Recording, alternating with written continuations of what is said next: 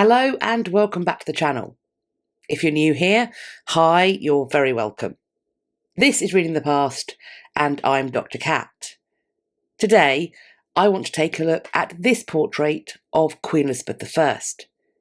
In addition to exploring the symbols within it, I also want to take a look at the individual who usually gets the credit for having it commissioned. And on top of that, I want to discuss what may possibly have motivated him to do so. But before we hop into today's topic, I want to say a big thank you to Orcam for sponsoring and collaborating with me on this video. The team at Orcam have kindly sent me their new device, the Orcam Learn. This device has a bunch of additional functions that are designed to assist people like me who have dyslexia. I'm going to talk you through one of them today. A big part of my job is using information that I've found in texts verbally, whether in person or on video. And one of the features of my struggle with dyslexia has always been my issues with retaining information from the texts I am reading. And this includes how words should be pronounced, especially I find if they are multisyllabic or unfamiliar. In addition to being able to scan and read whole pages of text to me,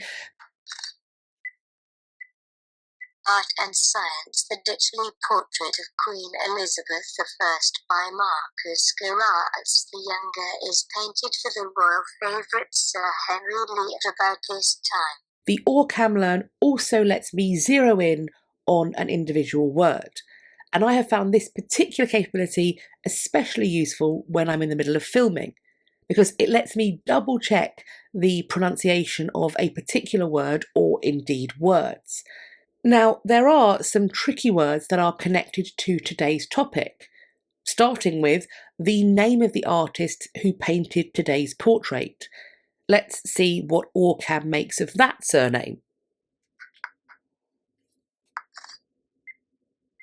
Gheeraerts. Sounds about right to me. There's also Latin terms in the text that describe this portrait. Now, I know that this phrase means always the same. It's used to refer to Elizabeth. But I must say I find the second word somewhat difficult to pronounce. Let's see what Orcam makes of it. Edem. Yeah, I'm happy with that. And what about those words that look absolutely nothing like the way they are supposed to be pronounced? Lieutenant. Yep, that's the stuff. The Orcam Learn has given me a really easy and intuitive way to check my pronunciation, which in turn is boosting my confidence. This is just one of the ways that I have chosen personally to use my Orcam Learn. And the words that I am looking at are very specific because I am using this in an academic context. But the Orcam Learn can also read whole books and other texts, both on screens and on the page. For more information on the Orcam Learn, please do click on the link in my description box. But additionally, individuals in the UK with reading challenges may be eligible to get the Orcam Learn through the Disabled Students Allowance for university students. Alternatively, the lovely people at Orcam have created a discount code especially for Reading the Past viewers, which will also be linked in my description box. Thank you once again to Orcam for partnering with me on this video. So, was Sir Henry Lee trying to get his Queen's attention? Did he want to send her a message? And if so, why? And what was it? Let's take a look at it.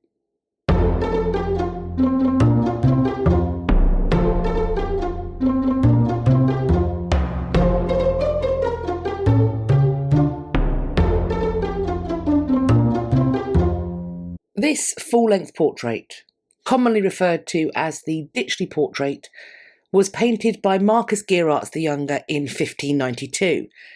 It is currently held by the National Portrait Gallery in London, which is itself currently closed as it's in the process of being extensively refurbished. The gallery will, however, reopen later this year on the 22nd of June 2023. As we can see from this webpage discussing the changes to the gallery, the Ditchley portrait has been chosen to occupy a place of prominence on it. When we, as viewers, encounter this portrait, we, I think, find ourselves confronted by Elizabeth in the mode of a powerful, virginal, ethereal goddess. She stands before us in her wide wheel farthingale gown. It's made of this brilliantly bright white cloth, and that gown is encrusted with diamonds, rubies, and pearls. And in much the same way as today, these gems were highly prized then as well for their rarity, in particular as high-value imported wares. Focusing in on the pearls for a moment. In the Elizabethan mind, pearls were explicitly connected to the Virgin Mary. Thus, the pearls in which she is adorned are a symbol of virginity and chastity. Elizabeth also wears diamonds, rubies, and pearls around her neck and in her hair. A folding fan, another fashionable imported item, is attached to Elizabeth and or potentially her gown. She holds this fan in one hand, and in the other, she holds a pair of gloves. It is likely that these gloves would have been made of the finest leather, and they may have been a gift, either from a courtier or perhaps from a diplomat. In both cases, these items draw the viewer's eye to the Queen's delicate hands, with those long fingers that she was said to be so proud of, and that alabaster skin that was only really a possibility for those who never did any manual or outdoor labour. However, it has also been suggested that Elizabeth may have had the added assistance of whitening compounds and makeup when it came to showing off her skin. The gown is complemented by a similarly jewelled wired headrail that looks, to me at least, like gauzy wings.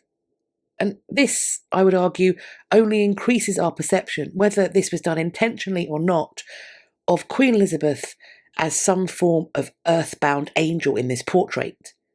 Upon her open ruff, a pink rose has been pinned. The rose is the flower of her family, the Tudors, of her nation, England, and due to its thorns, it was a plant that was connected with Christ's sacrifice on the cross, specifically to his crown of thorns. Beside the Queen's ear hangs a jewel that seems to represent an armillary sphere. This was a tool that would allow its operator to calculate the movements of the heavens and the earth. Here, it is symbolic of the appropriate alignment of the planets, of the course of fate or fortune that brought about the auspicious moment of Elizabeth's accession to the throne. It also potentially connects to the perception of her near semi-divine mastery over land, sea, and sky. That mastery and control is also, I would argue, potentially being presented through the decision to show Elizabeth standing so confidently on the map at her feet. Look at how large she is in comparison with the landmass she stands upon. Behind the Queen is a split sky, calm blue on one side and lightning-filled storm on the other. There are 3 Latin inscriptions, which, although not complete, may translate as follows. On the left, we have something that probably reads, "She gives and does not expect." On the right, "She can but does not take revenge." And in the bottom right, we have one that is very fragmentary. But it has been argued that it likely translates to, "In giving back, she increases." There is also a fragmentary sonnet, which the team from the National Portrait Gallery has reconstructed as follows. "The Prince of Light, the Son by whom things live, of heaven the glory and of earth the grace, hath no such glory as of grace to give, where correspondency may have no place. Thunder, the image of that power divine, which all to nothing with a word," this next one is incomplete, "is to the earth when it doth e'er resign. Of power the sceptre, not of wrath the," something is missing here, "this isle of such both grace and power," something missing here too. "The boundless ocean, something fly, something prince, something they, something. Rivers of thanks return for springs," end of this phrase also missing. "Rivers of thanks, still to that ocean flow, where grace is grace above, power, power below. For Elizabeth's part, I can certainly see how those around her and in her presence might view her as a kind of Prince of Light, as the figurative sun of their universe. Certainly, it is through the light of Elizabeth's grace and favour that the careers of her courtiers would be able to blossom, while it would be in the shadow that could be created by falling into her displeasure that those same individuals might find all of their hopes would wither on the figurative vine. It has been argued that a major theme in this painting is forgiveness, and it is believed that Sir Henry Lee commissioned this work to complement, celebrate, or perhaps to play a part in an elaborate pageant that he held to entertain his Queen Elizabeth in 1592, and he did so at his home of Ditchley in Oxfordshire. If we take a look at the map that Elizabeth is standing on, we see that the landmass is clearly England, but if we pull right into her feet, it is clear that she is standing on Ditchley's very own county of Oxfordshire. We should now perhaps turn our thoughts to Sir Henry Lee. Who was he? How did he connect with Queen Elizabeth I? And why might he be so keen to celebrate the theme of forgiveness before her? Henry was born in March 1533. He was the eldest son of Sir Anthony Lee and his wife Margaret. Margaret was the sister of the courtier poet Sir Thomas Wyatt, and it was Thomas that would take responsibility for educating Henry, at least at the start, because it's thought that Henry may also have attended New College in Oxford. At age 14, Henry went to serve King Henry VIII during that monarch's last months alive.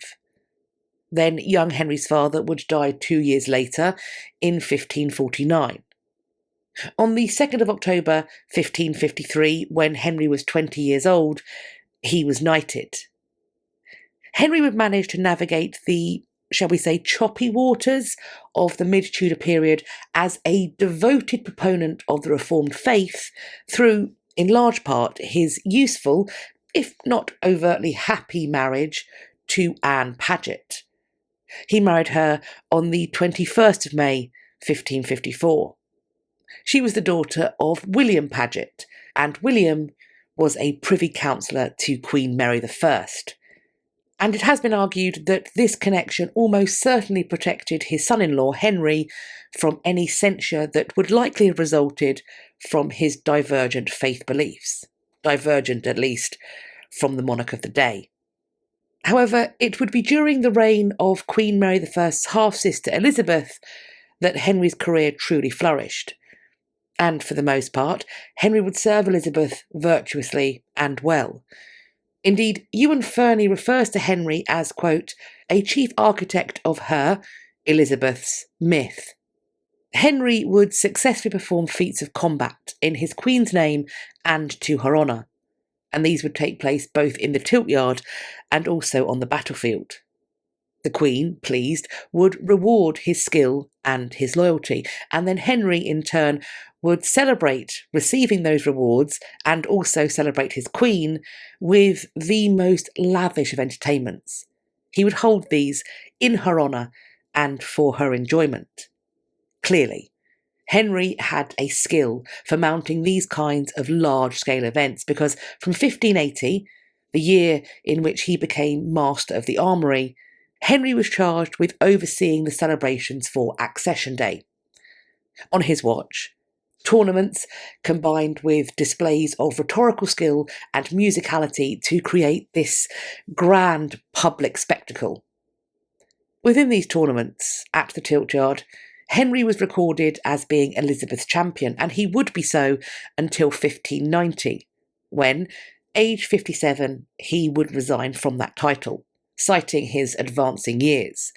It may be worth pointing out that Henry is only around 6 months older than Queen Elizabeth, but I don't think this retirement, in which he cites his age as a cause, would have been read insultingly by her.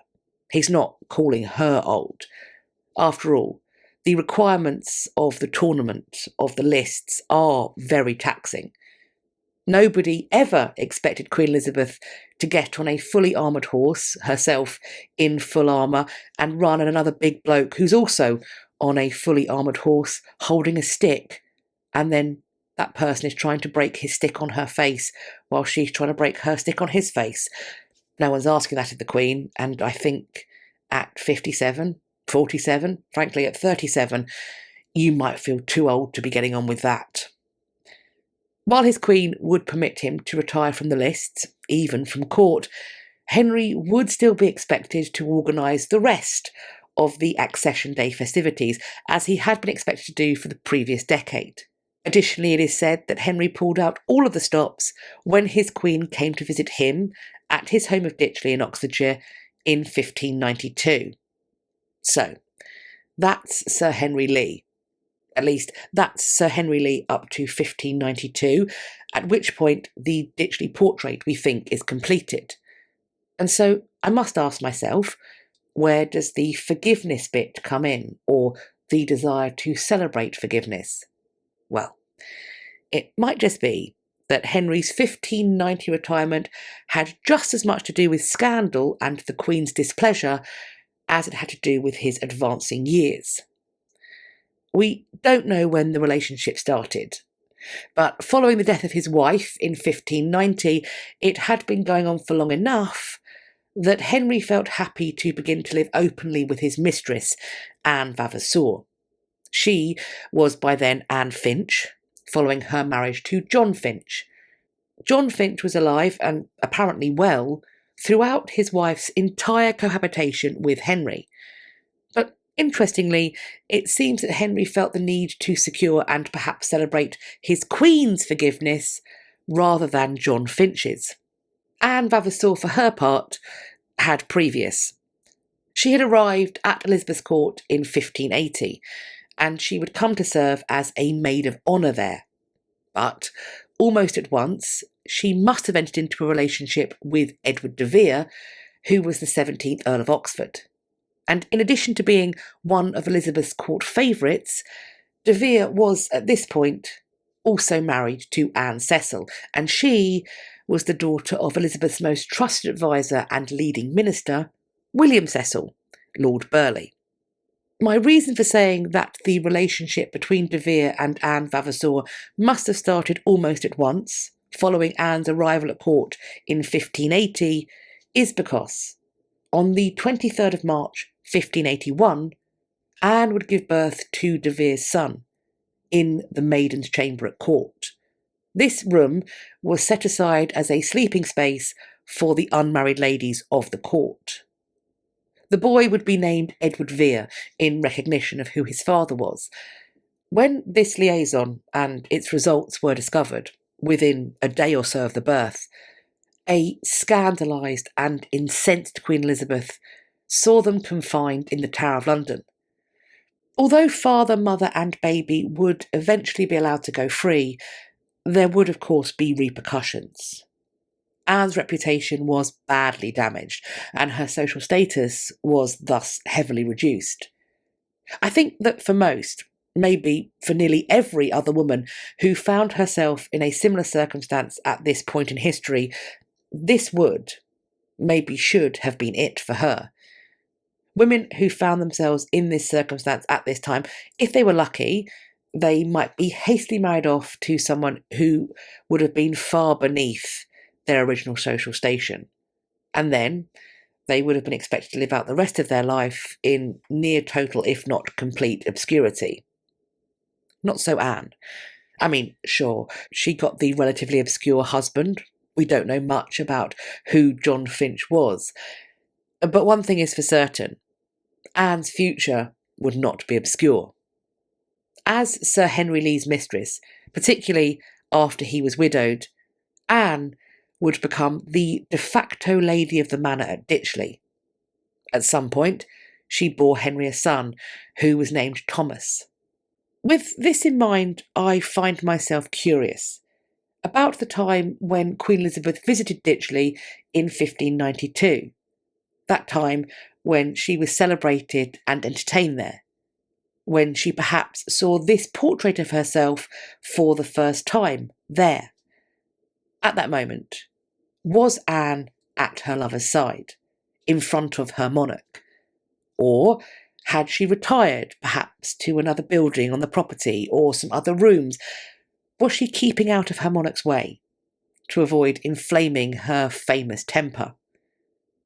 It's worth mentioning that some have read Queen Elizabeth's willingness to visit as her approval of this relationship, and I must say that I'm not sure that I can see that being the case myself, unless she had made a choice to both forgive, forget, and then accept, because I think it's worth mentioning that forgiveness is not the same as acceptance.